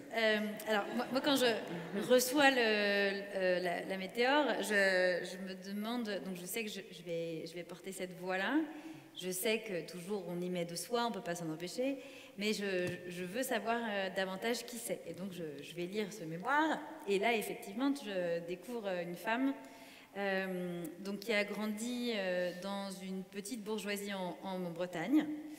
Elle est la dernière de 5 enfants. Et pourquoi est-ce qu'elle est la dernière? Parce que, donc, je l'ai mis dans le PowerPoint, sa mère est morte en lui donnant naissance. Elle porte d'ailleurs le même prénom que sa mère au départ, parce que au départ elle s'appelle Françoise. Et elle se renomme en Fanny, ce qui veut dire aussi quelque chose de s'extraire aussi de ça. Et je trouve qu'elle a une grande pudeur quand elle aborde cette question-là de la mort en couche. Il faut quand même savoir qu'on est dans une époque, donc avant la révolution industrielle, une femme sur 3 mourait en couche. Je laisse raisonner. Donc elle grandit sans mère et rapidement son père l'envoie chez les sœurs, ce qui ne va pas l'empêcher d'être ultra anticlérical. Et donc, oui, en effet, son père est procureur en Bretagne qui a quand même été un des berceaux de la Révolution. Et puis, son frère est avocat à Paris, et elle débarque à Paris en 1800, et elle va écrire ce texte. Constance de Salm, avec qui elle va être très proche pendant des années, puis soudain, elles vont plus se parler. Hein, bizarre. On peut supposer des choses, en tout cas. Bon. Moi, dans ce que j'ai vu des échanges qu'elles ont, c'est quand même très passionné. Puis elle vit vraiment avec Constance de Salm pendant des années, puis d'un seul coup, c'est trop dur, ça va plus, mais ça leur brise le cœur. Enfin, voilà. Éventuellement, on peut se douter que c'était peut-être lesbien, que ce soit consommé ou pas. En tout cas, elle va avoir des rapports comme ça avec des femmes très très proches. Et en fait, Constance de Salm va l'emmener... Pardon? Non, mais Constance de Salm, elle a une vie hétérosexuelle. Oui, elle pouvait être bi, hein. Ou lesbienne et être mariée parce qu'elle n'avait pas le choix. Mais donc, du coup, Constance va la remarquer tout de suite et va l'emmener dans des salons où elle va faire fureur, Fanny Raoul. Et quand son livre sort, il s'arrache et il fait scandale. Et en fait, c'est pour ça aussi que c'est un scandale qu'on ne la connaisse pas, qu'elle ne soit pas à la Panthéon, aux grandes femmes, la matrie reconnaissante. Parce que à l'époque, c'est aussi une météore à l'époque, en fait. Et ça aussi, c'est extraordinaire. Et ce que se décrit Christelle Brunet, c'est qu'au fur et à mesure, elle va être connue, dans le travail de Christelle Brunet pour savoir des choses sur elle, en dehors d'aller fouiller dans les archives de Saint-Paul-de-Léon en Bretagne, très bons artichauts, elle va en fait se rendre compte qu'il y a plein de textes de Fanny Raoul qui ont disparu, qui ont été effacés, voilà. C'est une autrice qui, en plus d'Opinion d'une femme sur les femmes, va écrire du théâtre, notamment des tragédies. Elle va d'ailleurs attaquer un homme en justice, donc on voit encore le rapport avec le côté juriste. Elle va attaquer un homme en justice pour plagiat, parce qu'elle écrit une pièce qui s'appelle Le tyran domestique, et comme par hasard, lui, il sort une pièce juste après, où c'est grosso modo exactement la même histoire, mais avec une fin retournée, masculiniste. Enfin, il y a quand même des grosses ressemblances, quoi. Moi, j'ai vu des extraits de son texte. Parce que j'ai fait un dossier avec le... Oui, oui, tu vas en parler après. Non, non, le dossier avec le plagiat montre... Mais tu veux pas prendre Il est dans le théâtre public. Pardon. J'ai repris le dossier et j'ai même publié donc des extraits, des réponses, parce que elle va réussir à en faire un débat public, ce qui est quand même aussi assez extraordinaire. Mais la différence, la grande différence, parce que c'est grâce à Christian Bier, malheureusement disparu trop tôt, il y a 2 ou 3 ans, j'ai retrouvé enfin le texte de Fanny Raoul, qui était sous le nom de Mademoiselle Raoul à l'Arsenal, donc on n'avait pas mis la main dessus. Donc voilà, maintenant il est restitué avec son prénom, donc on peut aller le lire. Et la différence entre les 2 textes, c'est le tyran domestique et la tyrannomanie. C'est exactement comme féminicide et drame conjugal aujourd'hui, c'est-à-dire qu'elle fait l'analyse de la structure de la domination, quand lui, donc c'est pas seulement le retournement, c'est-à-dire que lui en fait une histoire individuelle et psychologique, psychosociale, quand elle en fait l'analyse d'un système. Et tout ça va être mis sur la place de Paris, dans le journal de l'Empire et autres, avec des dialogues autour de tout ça. Et c'est ça que je trouve... Bon, alors j'en ai réédité une partie dans le numéro Théâtre Public, et puis c'est sur ma page Academia, si vous pouvez lire des extraits de cette dispute. Et c'est pour ça que je me suis permis de t'interrompre, parce que précisément, le plagiat est d'autant plus extraordinaire que, comme elle le dit elle-même, en plus, il n'a rien compris, quoi. Et c'est ça que je trouve le plus extraordinaire, parce qu'une fois de plus, elle est d'une lucidité et d'une conscience de l'époque et de l'analyse qu'elle peut se permettre, qui fait que ça nous bluffe aujourd'hui. Ah oui, oui. Voilà. Et c'est vrai que les publicistes, les journalistes de l'époque ont su prendre la mesure de l'intérêt. Ils disent pas, bon, c'est une hystérique, c'est une folle, qu'est-ce que c'est qu'elle raconte, etc. Ils le disent un peu, mais pas tant que ça. Ils entendent aussi qu'il y a autre chose qui se joue. Et c'est ça que j'ai trouvé absolument formidable. Pardon. Non, j'en ai un. Mais oui, mais merci. Non, mais merci. On peut effectivement trouver des morceaux là-dedans. Et du coup, plus je rentre dans son histoire et plus elle me semble sympathique. Et puis je vois qu'elle a aussi écrit 2 romans, qu'elle a aussi écrit des recueils de poèmes, et qu'après Opinion d'une femme sur les femmes, elle va créer un journal qui va s'appeler Le Véridique, ce qui est encore toujours sa quête de vérité, dans le mensonge global, dire la vérité, et elle va devenir journaliste politique contre Napoléon, dans un moment où il y a une censure, c'est interdit de s'exprimer, et elle va quand même sortir au péril de sa vie les journaux, il va y avoir 25 ou 28 numéros, enfin ça va être énorme. Donc en plus c'est une commentatrice, c'est une journaliste politique de son temps. Elle est extraordinaire et elle va décider de ne pas se marier. Sachant qu'aujourd'hui encore on passe pour des vieilles filles, je vous laisse imaginer à l'époque. Donc elle est conspuée. En fait, ce qui explique aussi Christelle Brunet, c'est qu'à partir d'un certain moment de sa vie, à partir du moment où elle a 35-40 ans, on la connaît surtout à cause des hommes qui la critiquent, notamment un type qui se fait appeler Philogine Lebon, qui est l'équivalent d'un type qui écrira dans Causeur aujourd'hui, et qui la déteste, et qui la traite de vieille fille, de folle, qu'il faut l'enfermer, etc. Donc il y en a quand même quelques-uns au bout d'un moment qui se lâchent. Mais voilà, et en fait, elle leur répond en démontant, enfin, elle est extraordinaire, et elle va décéder donc en 1833, rue de l'Oursine, à Paris, visiblement assez pauvre. Et assez seule. Et donc, plus je travaille ça, et plus je me dis que j'ai envie que ça se sente dans ma mise en scène, qu'elle est ultra consciente, qu'elle est quand même extraordinairement intelligente. Si elle avait eu le droit de faire ces professions-là, elle aurait été une immense avocate, une immense jugesse, une immense procureuse. Et à quel point aussi elle est irrévérencieuse, à quel point elle a une haute estime d'elle-même, malgré tous, en fait. Ça, c'est extraordinaire aussi. Et à quel point elle est profondément féministe, elle écrit profondément pour nous, et quand je dis pour nous, c'est nous maintenant en fait. Et elle la sait que le monde n'est pas prêt pour elle, que son monde n'est pas prêt pour elle. La question, c'est notre monde est-il prêt? Et juste, voilà, je voudrais la citer parce que je suis très frustrée de ne pas avoir tout lu par rapport à Rousseau. Dans ce siècle où pour être philosophe, on n'en est pas plus juste, on a encore pensé ainsi. Rousseau, en parlant des femmes auteurs ou à talent, a dit, oui, auteur parce que c'était après l'autre Richelieu, hein, bon. On connaît toujours l'homme de lettres qui tient la plume ou l'artiste qui tient le pinceau. Donc en gros, derrière une femme, peintresse ou autrice, il y aurait toujours un type qui en fait tient la plume, et derrière une peintresse, il y aurait toujours un type qui tient le pinceau. Ça s'appelle l'inversion de la culpabilité. Ce grand homme ne fut pas exempt d'erreur. Et celle-ci est pardonnable en cela qu'il la partage avec ceux qui l'ont précédée.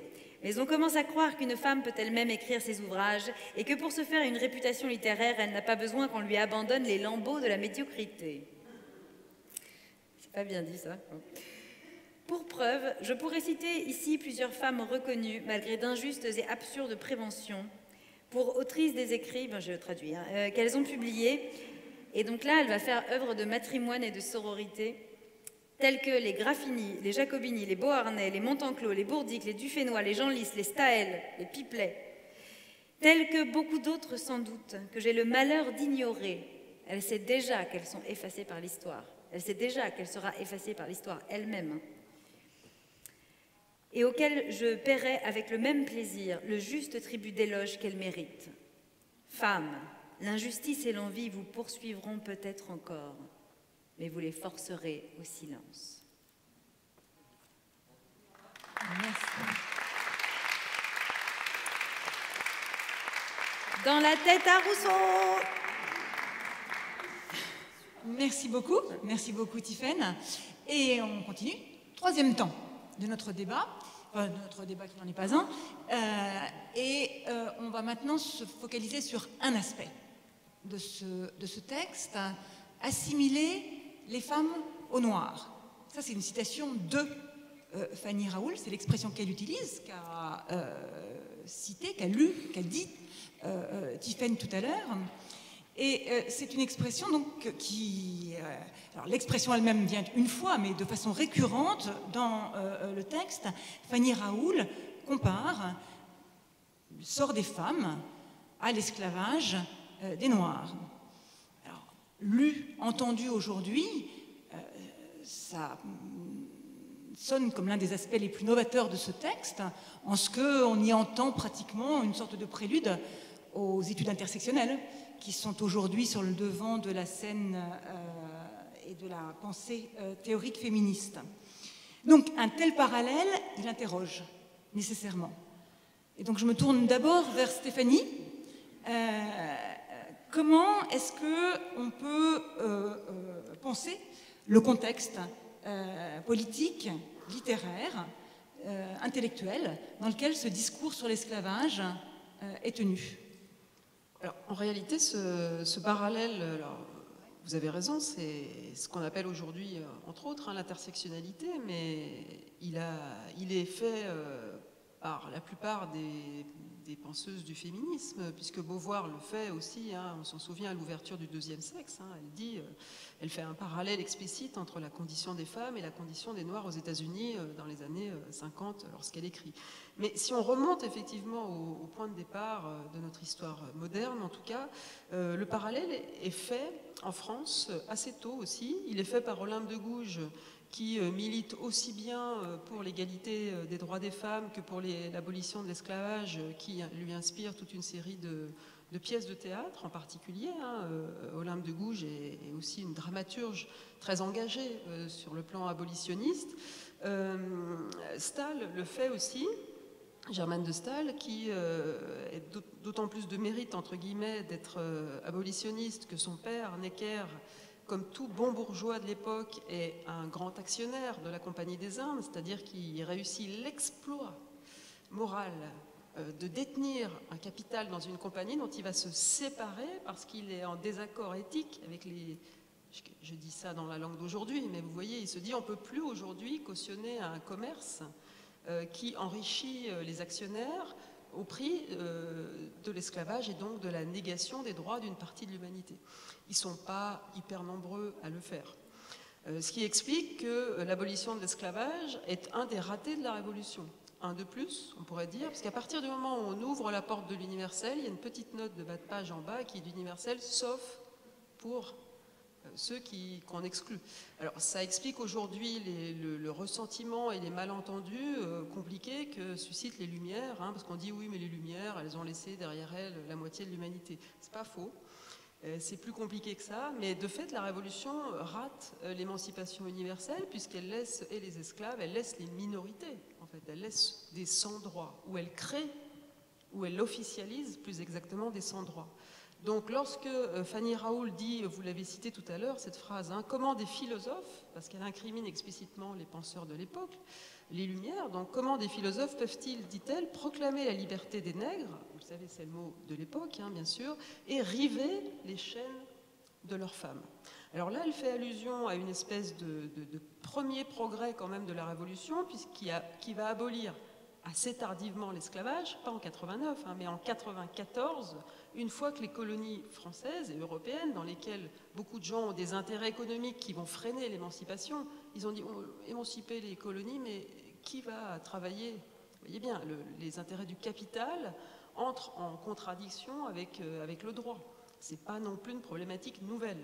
Et le XVIIIe est un grand siècle capitaliste. Hein. C'est là où on va vraiment enrichir, développer le commerce encore plus qu'auparavant. Donc c'est très intéressant aussi hein, de voir comment l'argent va contredire la liberté. Donc on ne va pas pouvoir libérer les colonies parce qu'on va perdre trop d'argent. Et comme c'est les gens qui ont de l'argent qui sont au pouvoir, ils vont forcément freiner. Donc ça va traîner. Il va falloir toute la révolte à Saint-Domingue des esclaves et voilà, pour petit à petit faire une première abolition en 1794. Vous voyez déjà, chronologiquement, c'est raté. Et puis Bonaparte arrive et lui, il dit non.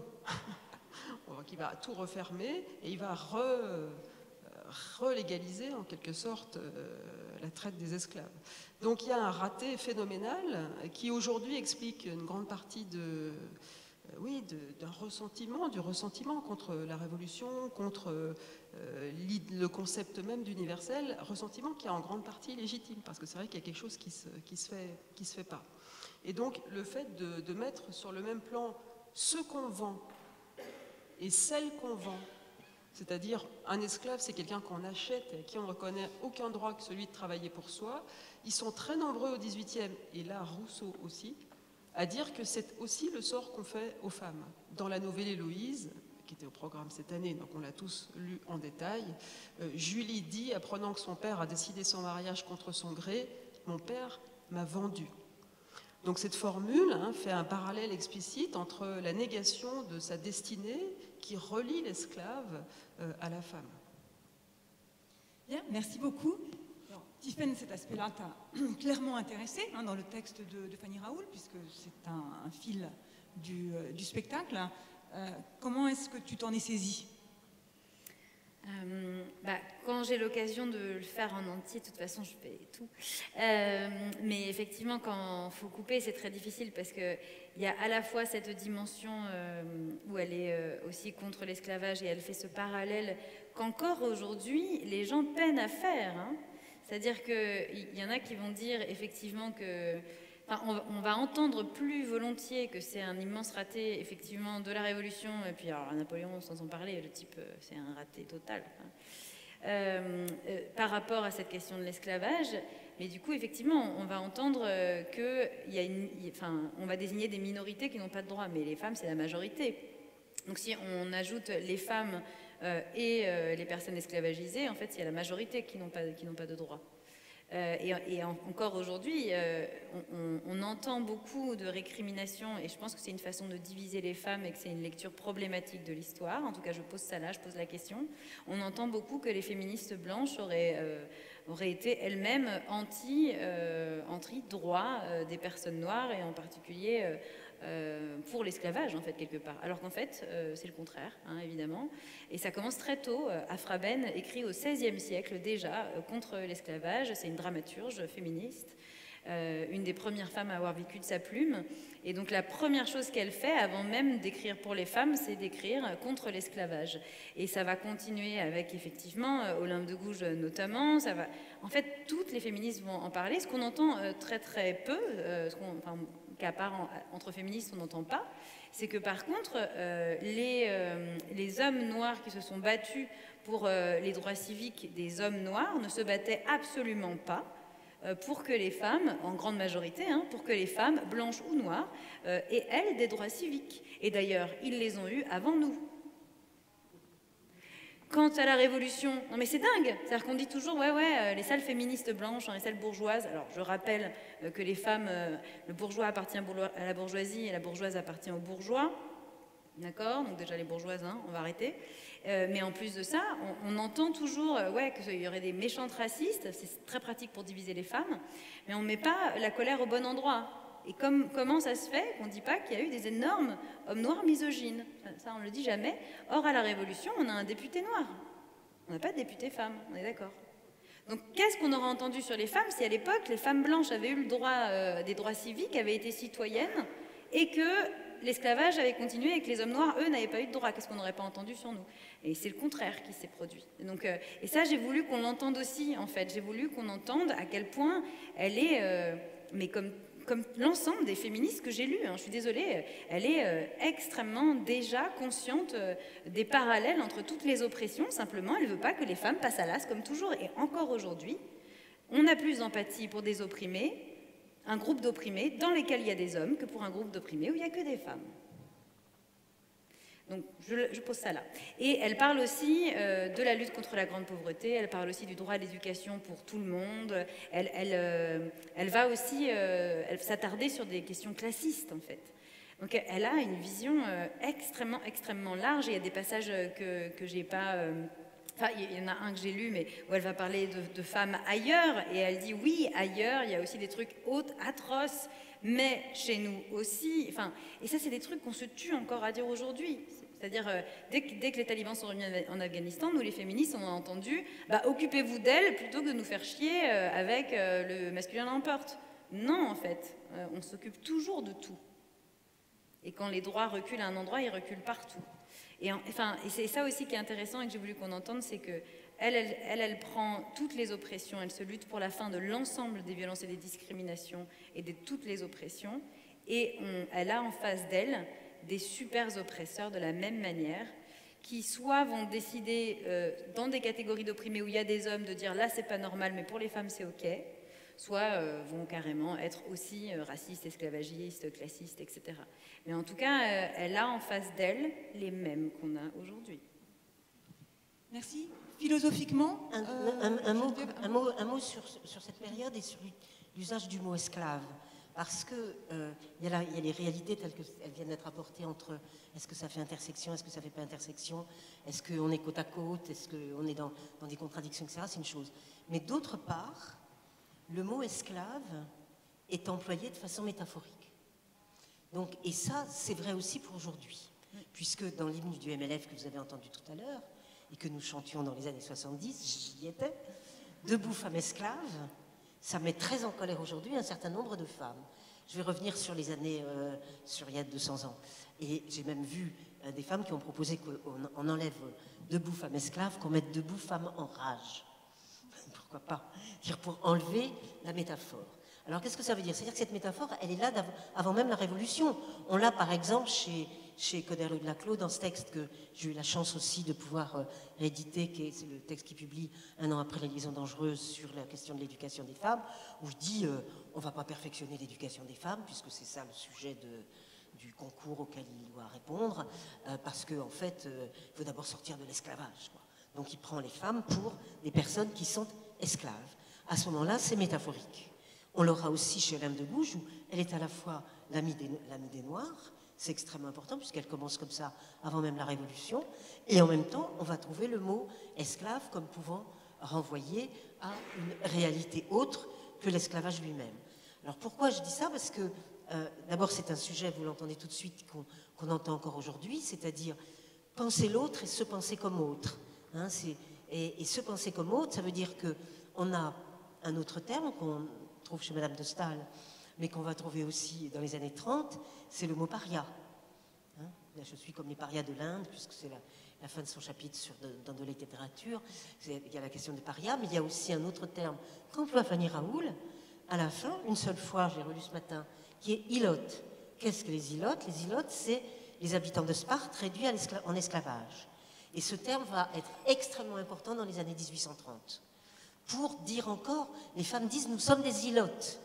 Donc cette idée d'avoir besoin de la métaphore de l'esclavage pour parler de la situation des femmes doit nous faire réfléchir, non pas pour dire c'est bien ou c'est pas bien, parce qu'on peut dire c'est pas bien, parce qu'il y a des vrais esclaves, etc., bien sûr, mais en même temps de se dire que chaque fois qu'on veut définir une exclusion, on est amené à utiliser d'autres termes que les termes de la réalité elle-même. Et c'est un sujet, alors puisqu'il fallait parler de philosophie, que je trouve effectivement très complexe et qui est vraiment, si vous prenez la production, je parle là aussi encore sous l'autorité de ma voisine, mais la production de tout le début du 19e siècle, on a cette recherche d'identifier la situation dans laquelle on se trouve d'exclusion. Et ça passe par tout ce vocabulaire complexe. Voilà. Bien. Merci beaucoup à toutes les trois. Évidemment, l'heure file et on avait promis qu'on gardait un temps pour que vous puissiez poser des questions si vous en avez. Donc, nous allons maintenant nous tourner vers vous. On ne voit rien, nous. Alors, faut que vous... Ah, ouais. Vous êtes là. Donc...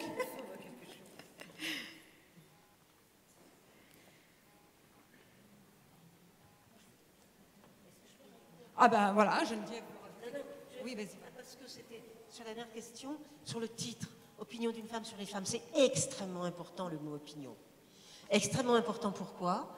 Parce que c'est avoir une opinion. Membre du contrat social, membre de la société, je vais avoir une opinion.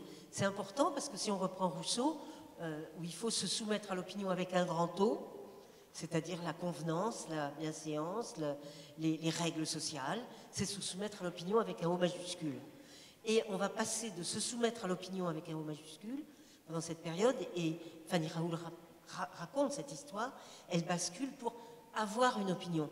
Donc ce titre est essentiel et fondamental, philosophiquement et politiquement parlant là encore, parce qu'elle dit « moi j'ai une opinion ». Et c'est d'autant plus intéressant qu'au même moment, quand Stendhal écrit à sa petite sœur Pauline « Arrête de broder, il faut que tu lises des livres ». Pourquoi il faut que tu lises des livres? Parce qu'il faut que tu aies des idées, parce que idéologue oblige, d'accord, mais tu ne peux pas seulement continuer à faire des travaux d'âme, il faut que tu aies des choses dans la tête. Et en fait, au même moment, il y a un philosophe Balanche qui pense « Ah oui, mais en faisant les mœurs, elles vont avoir des opinions, les femmes ». Donc on va passer de l'idée à l'opinion. Là, je vous résume ça très très très vite, c'est un petit travail que je viens de faire et donc que j'ai parcouru tout cela. Mais donc avoir une opinion, ça fait partie de cet exercice de la raison dont il était question tout à l'heure et qui rompt avec le fait qu'on se soumettait à un ordre social, disons, collectif et uniforme. Donc c'est juste sur le mot opinion que je voulais souligner. Très très important. Merci beaucoup Geneviève. Est-ce que ça a suscité quelques questions éventuelles? Merci. Ça me ramène à ce que vous avez dit tout à l'heure sur la question du statut sous lequel écrivaient les femmes, en disant que Fanny Raoul justement changeait de statut, tantôt elle se disait, elle ne se disait pas d'ailleurs auteure, ou elle se disait citoyenne, etc. Et vous avez en partie répondu, mais j'ai besoin quand même d'une petite confirmation. Est-ce que pour vous c'est une forme de modestie, d'humilité, ou au contraire c'est un ethos qui permettrait d'affirmer une certaine crédibilité, de donner une crédibilité? Ah non, mais c'est pas du tout une position. J'ai pas mes lunettes, je vais c'est te ça le trouver. problème. C'est, Elle va me le trouver. Voilà. C'est au tout début. Ce n'est pas comme auteur. Oui. C'est-à-dire que non, c'est les premiers termes de son livre. Ce n'est pas comme auteur que je publie mon ouvrage. Ce titre respectable auquel les lumières et le talent donnent seuls des droits est trop au-dessus de moi pour que j'aie la prétention de l'atteindre. Femme sensible et raisonnable, je veux seulement payer à la société la dette que contracte envers elle chacun de ses membres. Et pour acquitter cette dette, j'offre des idées utiles puisqu'elles sont puisées dans l'amour du bien général et de l'humanité. C'est pas pour ça qu'elle ne sera pas autrice par ailleurs, puisqu'elle écrit une pièce de théâtre et d'autres choses. C'est ce que je disais tout à l'heure. Elle va définir les différentes positions dans lesquelles elle se met en fonction de l'objectif de l'écriture. Et c'est comme ça qu'elle commence. Hein, elle doit payer à la dette, donc c'est pas comme autrice. C'est important parce qu'avec tout ce débat qu'il y a sur la femme auteure au même moment, je trouve ça c'est presque une provocation de pouvoir dire que c'est pas comme autrice qu'elle écrit. Parce que par ailleurs, elle sait bien qu'elle est autrice. Moi, je pense que c'est un peu du foutage de gueule aussi. Et par ailleurs...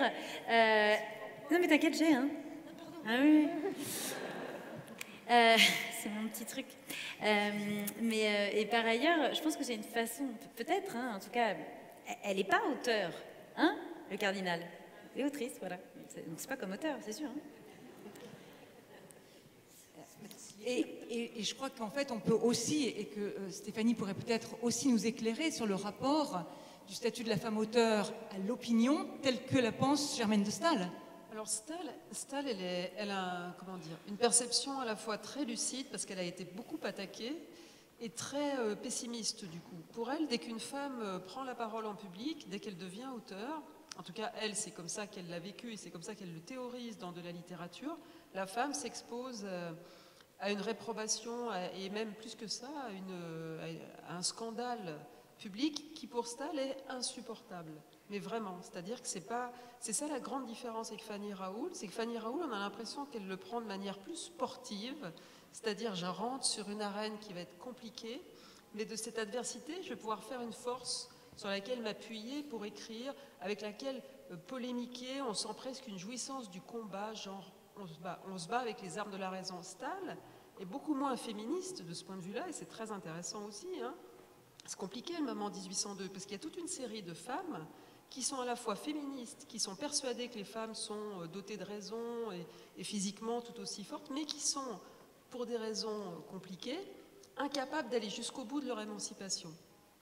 Et Staël, elle n'est pas Fanny Raoul, au sens où elle dit les femmes vont tellement souffrir, et moi-même j'ai tellement souffert.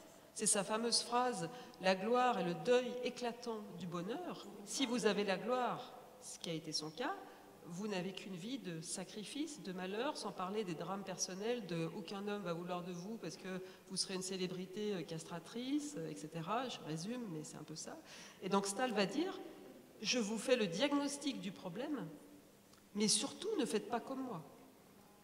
Autrement dit, il y a quelque chose d'avorté dans son geste émancipateur. Autant de la littérature explique pourquoi politiquement les régimes minorent les femmes et rendent impossible leur carrière, autant il n'y a pas chez elle le côté, je trouve, très constructif, très dynamique qu'il y a dans le texte de Fanny Raoul, qui est, voilà, il faut faire quelque chose, il faut que les mœurs changent. Staël, elle dit, elles changeront un jour, mais après moi. Et de mon vivant, on va faire que souffrir, et quiconque m'imite ne pourra que souffrir. Donc c'est très intéressant parce qu'on peut être une femme engagée, philosophe, très clairvoyante et pas réussir. Alors, il y a des raisons, hein, ça sera un autre sujet, hein, mais il y a un côté un peu douloureux, quoi, voilà, du féminisme staélien, un peu masochiste, qu'il n'y a pas chez Fanny Raoul, qui est plus dans le punch. Et ce qui est aussi très intéressant dans le rapport que vous établissez toutes les deux, c'est que ce qui fait précisément la cause de ce deuil nécessaire chez Germaine de Staël, c'est précisément l'opinion. C'est l'opinion qui est responsable de ce statut de la femme. Et oui, mais en même temps, moi je suis d'accord avec Stéphanie, c'est-à-dire qu'on prend acte de ce que Fanny Raoul, comme par exemple dans la dispute qu'elle a aussi à propos du plagiat, pareil, elle va intervenir, j'ai pas le temps de retrouver le passage qui est là dans le dossier, mais elle va intervenir de manière affirmative, alors que quand même on risque de quand même pas mal se moquer d'elle, parce qu'elle attaque un puissant, Alexandre Duval, alors qu'elle est simplement une femme. Juste, j'ajoute une chose, parce que je peux jamais m'empêcher de le faire, la gloire et le deuil éclatant du bonheur, citation chez Godard et partout, mais on oublie toujours de dire que la vraie citation, ce qui a été fait à l'instant, pour une femme, virgule, la gloire et le deuil éclatant du bonheur. donc c'est pas un universel. Les hommes l'ont récupéré en faisant un universel. Godard le premier et d'autres. C'est juste, je me souviens dans ma jeunesse, cette phrase revenait tout le temps. Et quand j'ai découvert, longtemps après, qu'en fait c'était Madame de Staël qui parlait d'elle, bon, j'ai eu un petit choc et un peu de colère, quoi. Voilà, donc il faut absolument le savoir quand même. Quand vous verrez, je ne sais plus dans quel film de Godard, enfin bon, bref. C'est quand même important. Mais c'est vrai que je suis tout à fait d'accord, elle ne raconte pas sa souffrance. Et elle n'en fait pas état dans sa démonstration. Ce qui est quand même très, très, très incroyable. Mais où est-ce qu'on mettrait Constance de Sales entre les deux? Je peux. C'est vrai que moi, c'est la question de l'interaction que je retiens le plus. Et je trouve ça donc très bien de le mettre en voix, parce que ça remet le texte en interaction, pour le coup. Ça permet de dialoguer entre nous, etc. Mais je me demande quand même, justement dans l'énonciation des textes de Fanny Raoult, et peut-être aussi par rapport à Germaine de Staël, si on est plutôt dans l'idée d'une construction positive d'une sororité, ou si on reste dans la dénonciation d'une domination. Vous avez dit que c'était un texte utile, mais est-ce que ça se retrouve partout? Est-ce que c'est ce texte qui est particulier? Enfin, bref, est-ce qu'il y a une volonté de création? Dans le texte de Fanny Raoult, je laisserai Tiffaine répondre, dans la note qu'elle vous a lue tout à l'heure, c'est très frappant, elle fait ce que Staël ne fait pas, par exemple. Staël, il n'y a pas de sororité, je mets des guillemets chronologiques, hein, bien sûr, il n'y a pas de...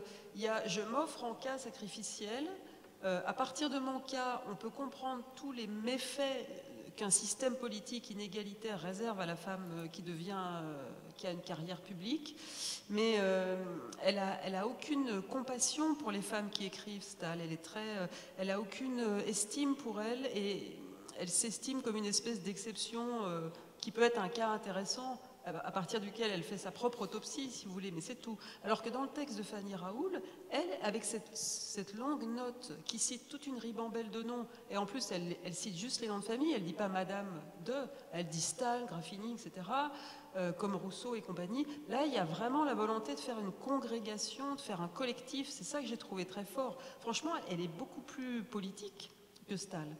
Aussi pour ça, Staël, elle a un côté crépusculaire, mais Staël, elle est féministe contrariée, elle est clivée, elle est à la fois super féministe dans le diagnostic, mais elle dit l'homme, il est là pour protéger la femme. Et cette faille chez elle, qui tient à son parcours, mais ce sera un autre sujet passionnant, mais qui n'est pas notre propos ce soir, cette faille la freine un tout petit peu dans son analyse des rapports de force entre masculin et féminin. Staël, elle ferait partie de ces féministes qui ont une partie d'elle qui cherche l'aliénation, comme Beauvoir le montre très bien dans son texte. Ce qui la rend très intéressante, hein, parce que très problématique, ce qui n'est pas le cas de Fanny Raoult, qui dit l'aliénation, c'est fini. On va s'en libérer. Staël, elle dit, on s'en libérera un jour, mais pas moi. Mais par contre, je vous mets la caisse à outils pour que vous puissiez un jour construire la vôtre. Mais moi, je reste aliénée. Je souffre, mais je reste aliénée. C'est compliqué. Fanny est beaucoup plus joyeuse, beaucoup plus émancipatrice, je trouve. Pourtant, j'aime Germaine, hein. Mais j'aime aussi ses failles, c'est ça le truc. C'est un être humain avec toutes ses contradictions à son époque, c'est très intéressant, hein. C'est pour ça qu'il y a eu un dictionnaire des féministes il n'y a pas très longtemps, on m'avait demandé de faire un article sur Staël, j'ai dit je veux bien, mais c'est très compliqué les féminismes stalien. Fanny Raoult, je trouvais beaucoup plus offensive, beaucoup plus généreuse, beaucoup plus sororale, beaucoup plus active, beaucoup plus militante, quoi.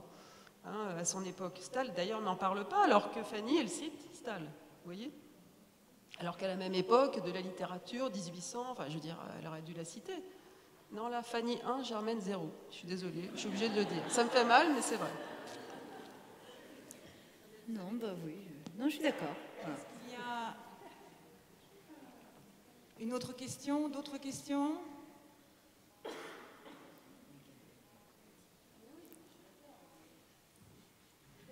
Eh bien, dans ce cas-là, il nous reste à remercier très chaleureusement nos trois invités. Merci beaucoup.